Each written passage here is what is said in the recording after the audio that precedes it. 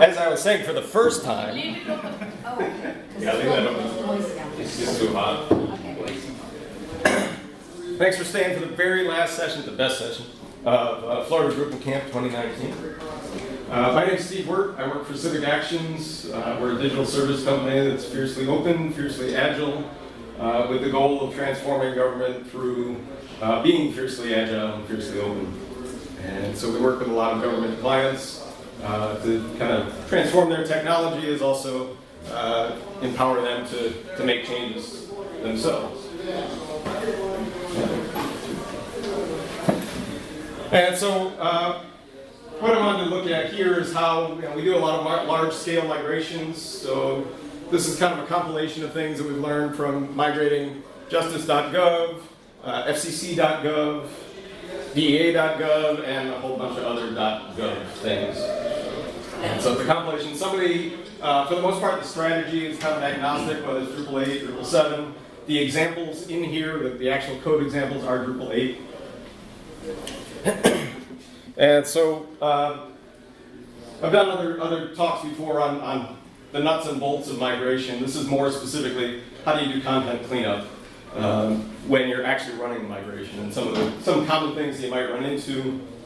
And so we'll take a look at those. So we deal with a lot of big sites, and big sites have basically a lot of baggage. They have multiple sites or sections, there might be sub-sites, there might be sub-agencies. They have multiple technologies. They might be made up of static HTML, Cake PHP, Cold Fusion, and other versions of Drupal. And one of the things that you often find as you're going through these migrations is you also find sort of developer epochs where you can find, one developer was working on the site for a couple of years and they had a certain format for pages and content, and then that developer leaves, another one comes in, and the structure of the data and the structure of the HTML changes. And so there's ways to address that. And most importantly, there's just mountains and mountains of content.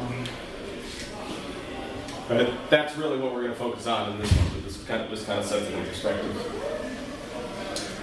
So why address content cleanup during the migration itself? There's obvious reasons, right? Inline styles are page killers. If you bring in a bunch of inline styles and you expect it to play nice with your newly formatted Drupal site, you're going to be disappointed. It just doesn't work usually. Especially if the offending text, the offending markup that you're bringing in is horrible, you're going to still have that horrible markup within your site, and being that it's in line, it's hard to override. Old site remnants, layouts, things like that just may not play nicely when you stick it into the new site. Non-obvious reasons, right, or more the human reasons. Automated cleanup saves time. Right? You can release a whole army of 100 people to go in and start editing content, fix things, or you can do a large majority of it during the migration itself. This, in terms of migration, there's usually a period of time when you have kind of a content freeze, when you have, you tell the client, don't update anything new on this content now because we're going to migrate it. If you change it there, it's not going to come in with the migration because we need a little bit of time to pull that off. And then there's a longer content freeze if they have to go in and edit a bunch of things. If they don't have to edit things, if it gets fixed actually during the migration, the content freeze time is very small. That makes clients happy. The other thing is it means less work for the content editors. And usually, we don't work directly with the content editors. We work with the product owner, but that product owner works with all the content editors. And if they're not happy, right, it's kind of like the old saying, if mom's not happy, ain't nobody happy. Right? If content editors aren't happy, ain't nobody happy. Right? You want the client to be happy. Okay, so one way of looking at this is migrations are kind of like moving from one house to another, right? It's just moving stuff, right? Or to in a truck, they do it. Right? Drupal is just a couple of people and a drop, and they pull it off for you, right? It's a little more complicated than that. There's more things to think about. Right? So if you had a to-do list to move things, right? First things first, if you moved recently from one house to another, get rid of stuff. Right? That's the time where you kind of clear out your crap. You don't move it first and then decide to clear it out usually. So in the real world, it would be sell, give it away, discard. in the large site world, it's either deleted or the government is very fond of archiving it because they don't want to throw it anyway because they get in trouble if they throw it anyway, so they want to archive everything. Move the stuff that we do need, right? So really focus on what you do need to move and then how are you going to move that. So in the real world, it would be packing and moving. In the migration world, it would be migrate or scrape the content. Put stuff where it belongs, right? You may be moving into a bigger house. You may have had a room for your kids with bunk beds. Well, now it's time for those bunk beds to be separated out and put into different rooms. Moving it into Drupal, you're putting into content types, fields, tags, things like that. Where do we do stuff? What's scrape mean? What's that? What's scrape mean? Scrape would be if you were taking something that wasn't coming from a database and you were just grabbing it literally off the live page of that website. You're scraping that page and pulling it in. That's the reference I'd be using for it here. All right. And then once you get moved in, you kind of clean stuff up a little bit. You may have done some cleaning before you moved. You don't want to move dirty furniture, things like that, so you may have swept it off beforehand. But in our terms, it would be clean up the markup. Remove the markup baggage. So one of the things that we found over and over again, when we were first called into the project, the product owner, move it all, we got to move everything, right? When you actually talk to the content owners, they're like, some of this stuff has been around for 12, 13 years, since early days of the internet, it's not moving all. All right, so our takeaway is, don't talk to the product owner because you get this, right? You want to talk to the content owner who wants a nice tidy house by the time they move. And so it pays to get content owners involved, right? The more that you can do of that, the better the migration can go in terms of having to do less cleanup, right? Because when you're doing the automated cleanup, it's hard for your automation to know these are garbage pages that you're not going to move anyway, right? Clean that out ahead of time. So one of the things that we do is create a file list. Basically, move it into a Google Doc spreadsheet or Google Sheet, and so we can pick where the content type is that it goes to. They can decide whether to migrate it, whether to redirect it, or whether to just remove it. One of the things that we find that provides help with that is we bring in the analytics data. Right? If you show them a page that literally in 3 months has been seen once, it kind of improves their desire to say, let's get rid of that. Whereas they may have something that they thought they wanted to get rid of, and but it's been seen 380 times in a month. That might prove to them that it's kind of valuable. Let me know if it gets too hot here. We can reopen that. Okay, so move the stuff we do need to move. All right, moving's best handled by the Migrate API. It's now baked into Drupal core. It used to be something Drupal 7 we had to add, but now it's baked into core. One of the nice things about the Migrate API is that if it doesn't work, you roll it back and you tinker with the migration and you run the migration again. And there's kind of this repetitive process to it. You roll it back, you try it again, you roll it back until everything comes in the way you want it to come in. So it's great, especially for adjusting to this content cleanup idea. So if we were to look at a page, this is just a sample page, and sort of in the example I'm looking at it as though we're scraping the page. But this could apply to any source of data. It could be, if you've ever inherited like a Drupal 7 site or a Drupal 6 site, where it wasn't architected well and everything was still just stuffed in the body field, right? You could even use these methods to pull things out of that body field and break them out during the migration so they end up in more appropriate fields. And so, the main thing would be looking at a page and saying, what is it that we want out of this? Out of this page, we certainly don't want to migrate in the advertisement at the bottom. We don't need all the extra page wrappings. There's really only a few pieces of content that we might want. Title, what we might more consider the body. This might be a call out or some other call. There's some things down here that are probably an author, a tag, and maybe another tag. Right. This particular example happened to come from like an old Drupal 6 site, but it doesn't matter. It might not be in Drupal at all. But basically kind of looking at the page saying, where can we find structure with this? Well, the problem, if it was coming from a Drupal 6 site, it would actually be fairly easy because it's still going to have some structure to it, even if everything was just shoved in the body field, it's still going to have some structure to it. If you're working with more complicated content, and I talk about the developer epics, you've got one developer does something like Cousin Timmy did, and where there's no real markup to the data, right? Everything's wrapped in a highly meaningful class 12, right? And there's just kind of some chunks of data, but he was really fairly consistent about it throughout. And then RJ came along, and RJ said, no, we need more structure than this. Structure means strong. We have to make dates strong because they're important. And then Born to Code comes in. I don't even know if you can see this because it's blocked by the podium, but it's a much more defined class. It has a class of press release date, PR date. And so, yeah, Born to Code, we love that guy, Cousin Timmy. We hope he's off doing some other job right now. Well, so issues during migration, if I was trying to migrate that code in and I'm trying to fill it into a press release date, that presents some problems in terms of how you gather that information. And at first you're kind of tempted, well, just grab it all and just throw it in the body. That sort of, shut stuff where we can't put it elsewhere. Right, so, but we can't do that. We want to be responsible about these things. So, how do we grab a date from a variety of wrappings? Even if we could grab the date, there's extraneous labels and things, right? Even if we could grab this as a date, it's hard to grab that without getting this, right? A CSS selector, you could say grab class 12, grab me the second paragraph, but it has some other noise to it. Right? This one has a completely different format for the date. All right? This one's using numerals, this one's using long month, and then the other one is actually using still a different format. Right? And so how do we make these things that we're grabbing sort of match a Drupal format is the other thing. If we're trying to shove this into an actual Drupal date field, it's going to have some issues regardless of what we feed it.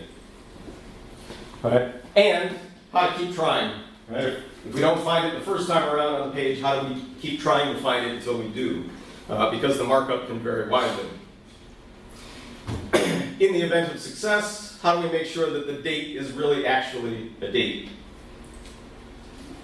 So we need a way to process this. So generically, first we need a way to find it.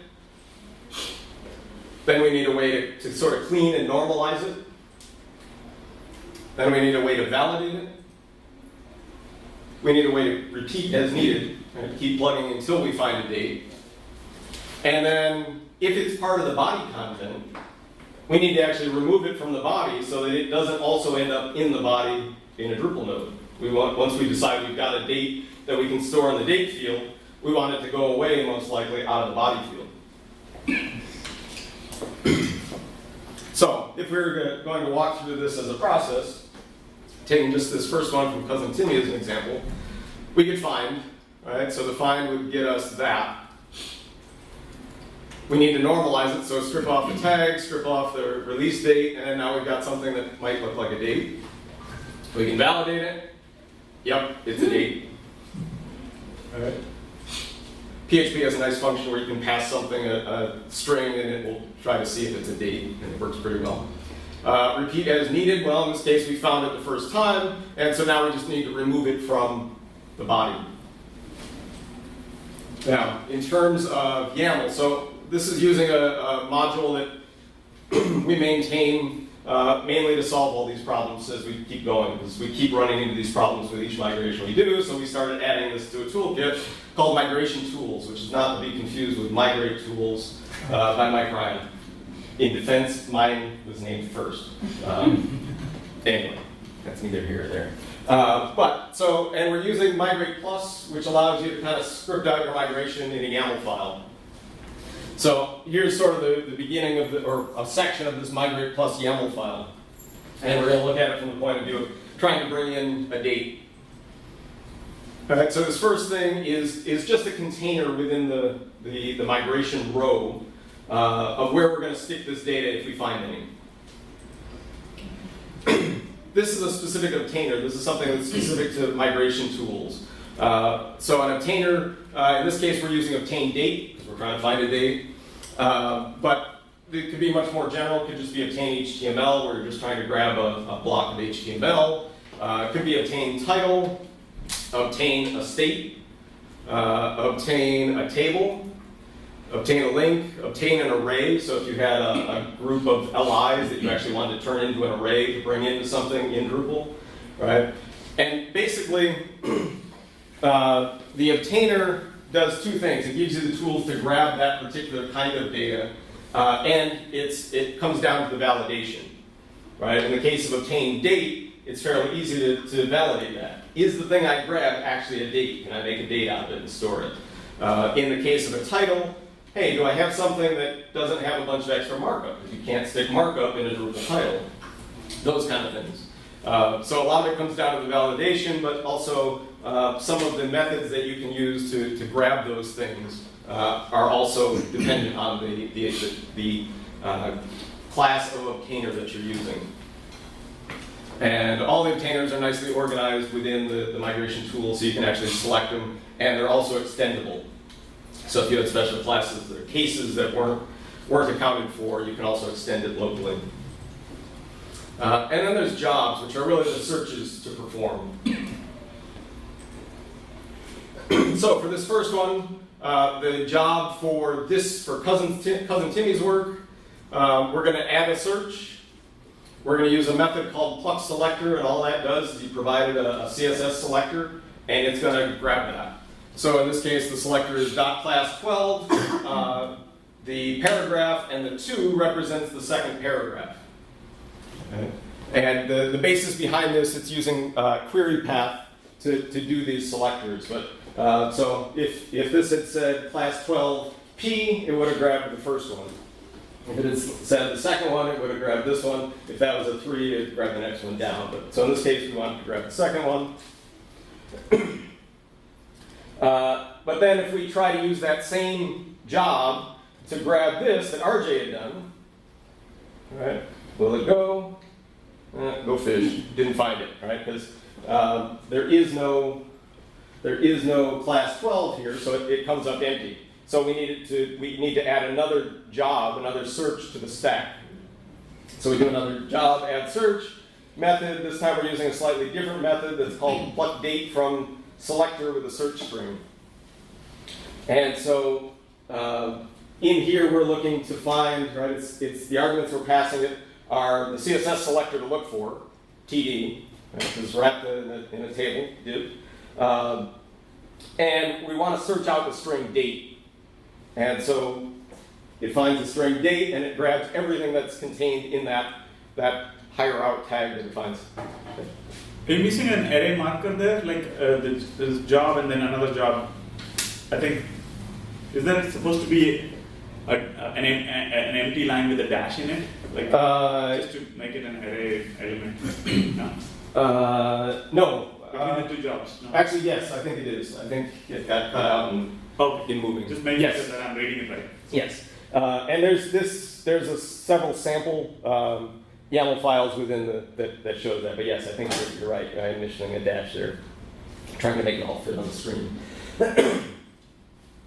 All right, so now we've got these two possible things, and we're now looking at Born to Code's method of layout. And we say, okay, can we find it with class 12? Go fish. All right, can we find it with looking for the TD and the word date? Go fish. All right, so now we have to come up with another thing. So we go through and say, all right, well, this one's pretty easy. We're going to pluck the selector. Oops. Back. We're going to use pluck selector, and the argument is PR date. And so then it's going to find that one. And so every time this migration runs and it's given a new page to look at, it's going to run through this stack of jobs. Nothing hit. And then the next time it runs through, it might get a hit on this one. But the idea is you keep stacking them up until every single page that you go through, you come up with a way to find the date on that page. What happens if you hit one further up and you have all, or? It goes through them in order. Right. So once it finds one, what happens does it keep going after it finds it? No, after it finds it, so the next thing that would happen that you can't see in this example, all right, it's going to look, it's going to say, do I have anything? It's then going to do a validation on it. Oh. And so part of that validation is to see if this can be turned into a date. if it fails validation, like let's say PR date was here, but there was just the word tomorrow, right? It can't do that as a date, right? So it's going to fail, and it would go down to the next job, and the next job, and it'll keep going until it gets something that it finds and validates. And then once it does that, And then once it's done that, it's done. It moves on to whatever's next in the jobs. If there is any, if not, it's done. It's got its thing. It moves on within the migration itself, and I'll show you where that comes in a second. Now, it does some cleanup in the case of the date. Like if this had the word the day of the week spelled out, Wednesday. You'd be surprised how many government employees spell Wednesday wrong, right? So every time we find a misspelling that, we could clearly tell that they were trying to say Wednesday, but it wasn't Wednesday, right? We work that misspelling in to say, if it finds Wednesday, right, convert that to Wednesday. Like, we do some string translation just to convert typo to, an actual date. So there's some cleanup that happens there too. And it's very easy to do that when you're actually looking for something very specific like a date. Yes, it Is that a class that's included, or you do that every time? No, that's a class that's included, so all those misspellings are there for your benefit. Nice. But you could override it. If you have your own weird misspelling, you can extend that class. So instead of using, let me back up here one, back up here two, I guess. Right. So instead of saying use obtained date, you can create a class that extends obtained date, and you can extend it there with your own extension of the validator. One overall question. So every time you have a new customer, you're building this YAML file to accommodate their data. That's right. The YAML the YAML sits in a custom migration location for them.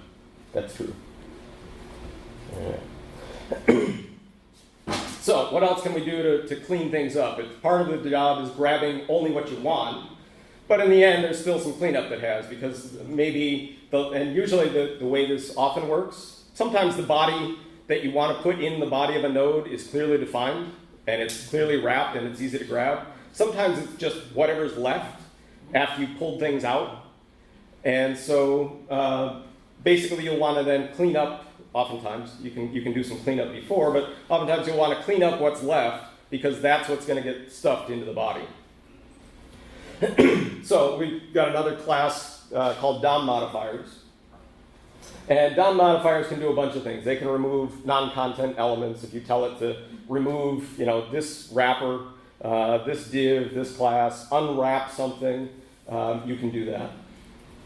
You can conditionally, lots of times for some reason we run into, after we pluck out the date for one thing and maybe some tags, we end up with a table that's then empty. And you don't want that brought into the body. So removing an empty table is pretty common. And there's some fun built into the remove empty table. So if you've got an empty table, but it's not really empty because it's got a bunch of stray BRs left in it, it gets rid of those.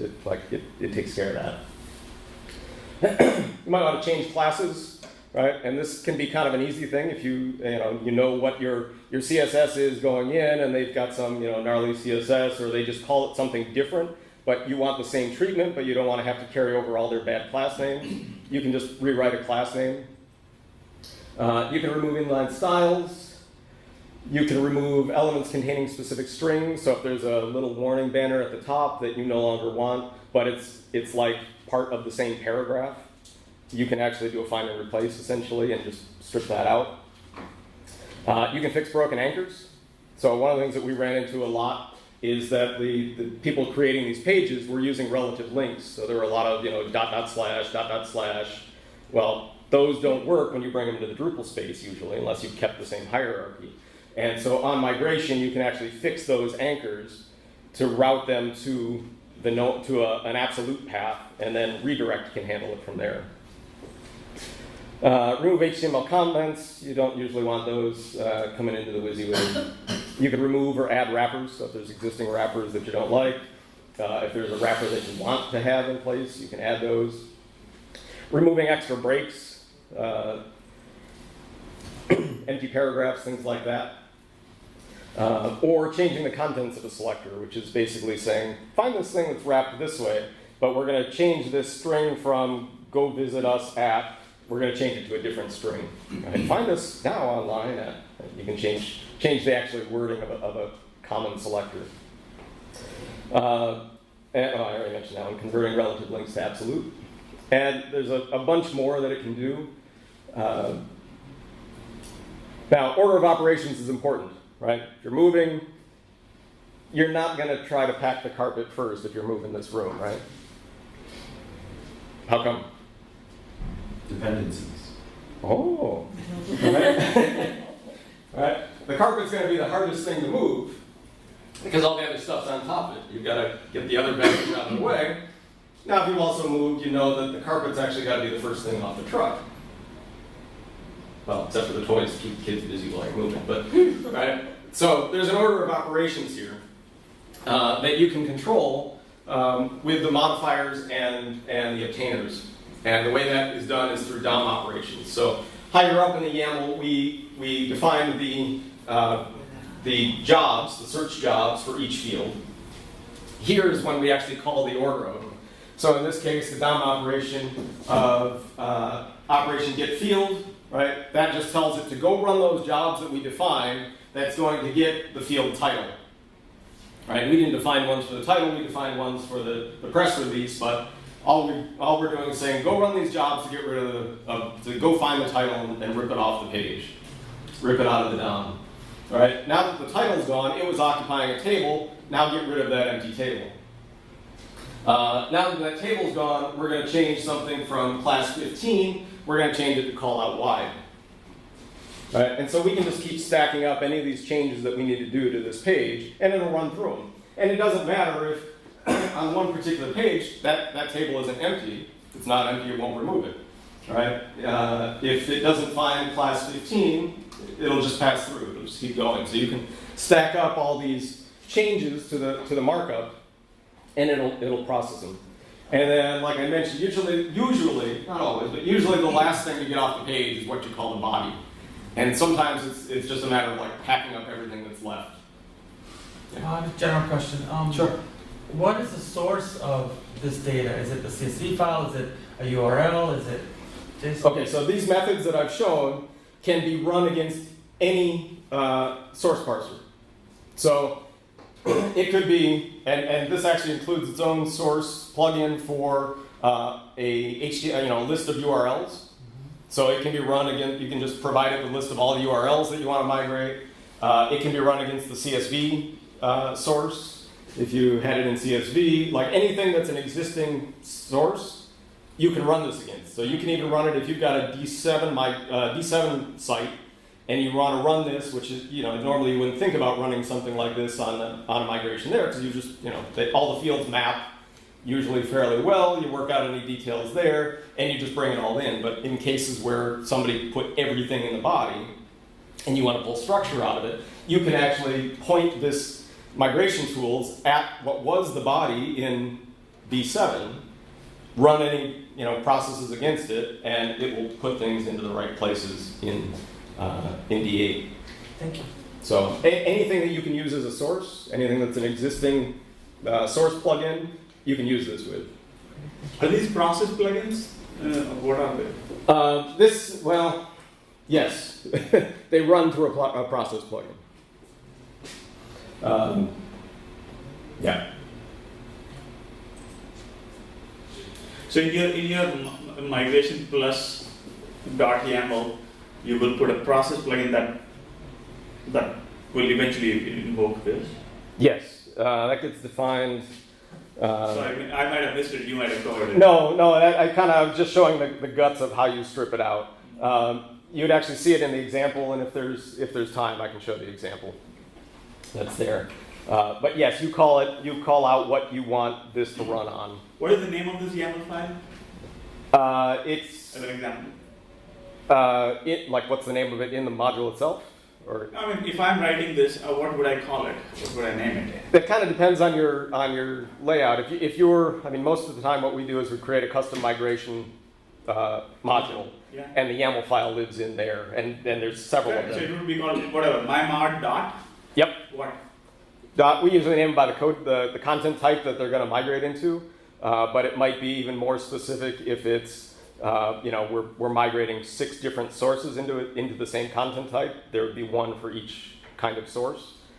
So it, might be, the D7 content type, my article. There might be one that's coming out of a MySQL database. There might be one that's coming out of a CSV. Right? So we'd have one for each sort of source type. It is the way we choose to keep it clean, but there's a bunch of ways to solve that issue. So basically just seeing how these DOM operations would apply. Right? First we're going to get the title, so it grabs the title, and now the title's gone. Right? We've plucked the title from the DOM. And again, this source, I'm using it as visual, so assume that we're scraping the page directly, but it could be from any source. All right, we're going to remove the empty table, so now that table that it was sitting in is gone. All right, we're going to change the class name on this to a callout. Now, in reality, that might be better off grabbed and put into its own field or something, but it depends. Every case is different. And then we're going to grab that whole thing there and call that the body. Right. And so that's kind of the progression of it. Now there could be other operations down below, like go get the author name, go get the place of work, whatever that's going to be, go get the tags. Right. Those could be farther down or higher up. In this case, the body was fairly well defined. It was easy to grab that whole section once we pulled out the stuff we don't want. So if you've got a site that's clearly had too many cooks, is it just a lot of trial and error? It's a lot of trial and error, and that's where migration, the migrate API comes in, because basically you set a stop in your migration to say, if I don't find a date, stop. And it's easy to do for something like a press release, where it's basically a date is a required field on that migration, and you can just say, if I don't have a date, don't go on to actual node save, and it'll actually stop the migration.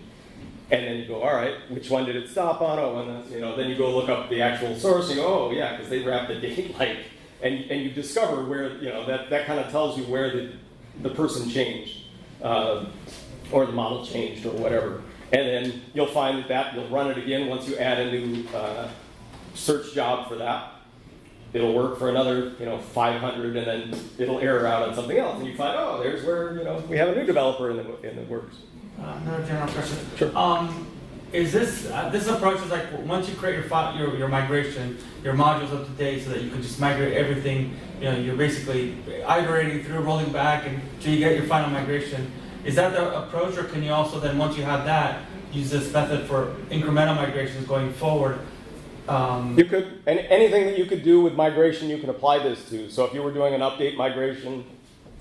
In some cases, on some of these, we're bringing stuff in from basically an RSS feed that they're still using as their source of truth. So this just runs against the RSS feed every day, every night, however often the cron needs to run this migration. So yeah, it can be used all the way along there. But then that would have to be running on the production.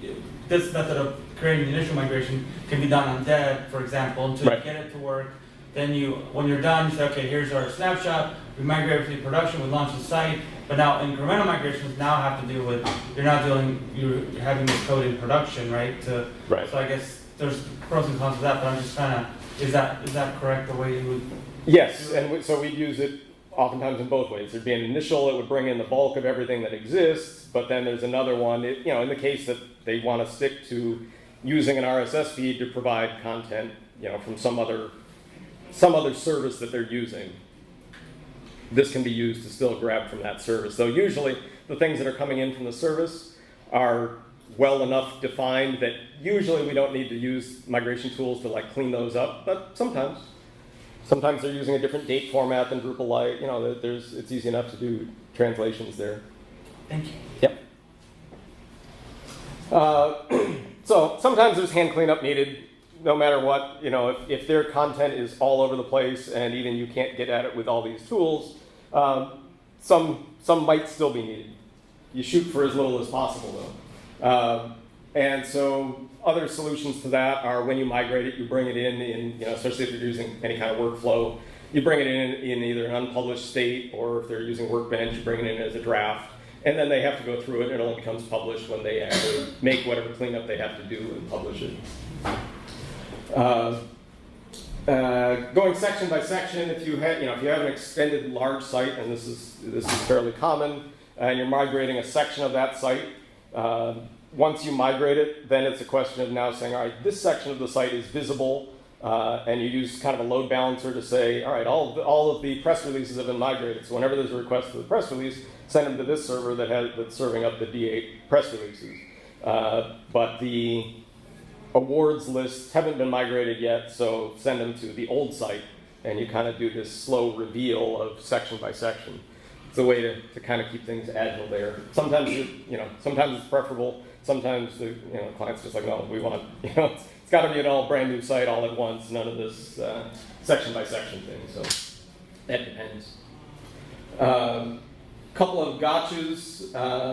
One gotcha is make sure that your WYSIWYG is tested out, right? Because the migration can bring in all this nice, formatted HTML, and if the WYSIWYG settings are wrong the first time they edit the node, some of that HTML goes away.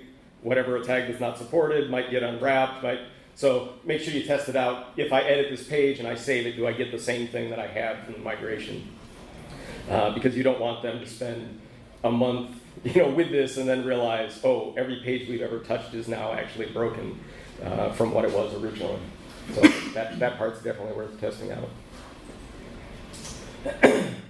Just in terms of resources, right? Migrate is now in core. Actually, this is outdated because it's not part of core. Migrate Plus and Migrate Tools are both created by Mike Ryan.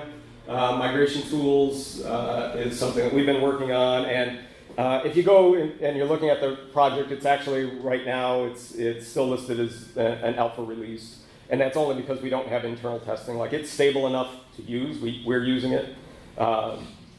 It's just we don't have internal testing, and we're working on getting that out.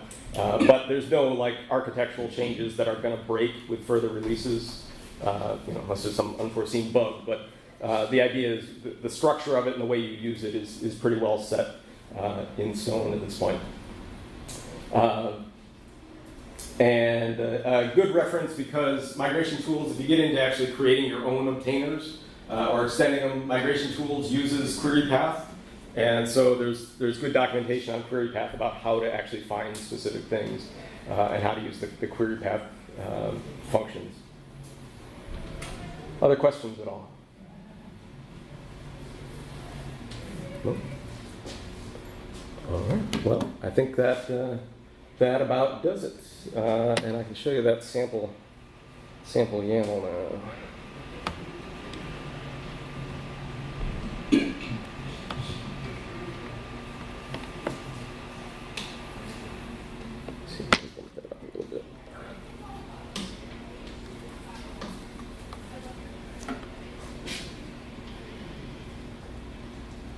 All right, so this YAML is just within the Migration Tools sample, but it's an example of an actual migration. One thing I neglected to mention when I talked about the jobs. All right. So most of the selectors for the searches are either a find or a pluck, and there's a very significant difference there, right? Find a chicken means there's a chicken, right? Pluck a chicken means a very different thing, right? You're literally removing the feathers from the chicken. If you use a find selector here, it will just grab the thing, but it will leave what it found in the DOM. So let's say you had a press release that didn't have an official date on it, but it had a date that you scoured for that was actually in the body, and it just sort of mentioned where it was. And if you remove that date from the body would read like stupid, because it would, and we founded this on, and the date would be gone. All right, so you can actually use a find selector to actually find that thing, use it, put it into the published date, in a press release date field in a node, but leave the thing behind. So that's the difference between a find and a pluck. Otherwise, they're exactly the same. So a pluck selector is going to find the first H1 on the page, right? H1, first thing. It's going to try to use that as the title. If this was a find selector, it would find the first H1 on the page and use that, but it would leave the H1 actually behind. So that's the main difference between there. And they're almost always, if there's a plucker, there's a finder, and you just choose which one you want to use, leave it behind or rip it out.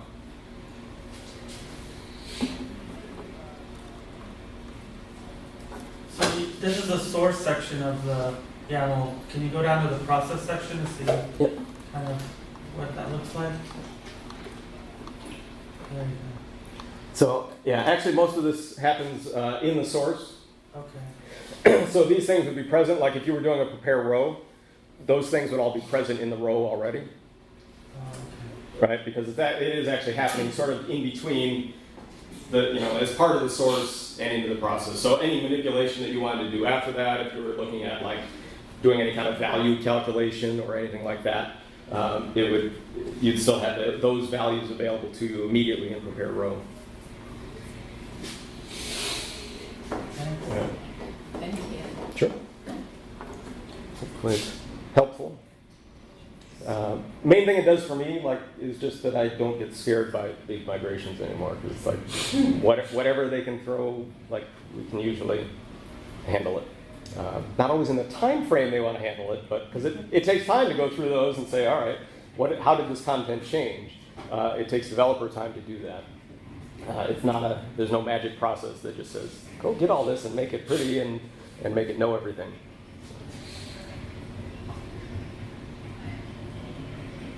I'm open for other questions if you've got them, but don't also feel like you have to stay to keep me company or anything.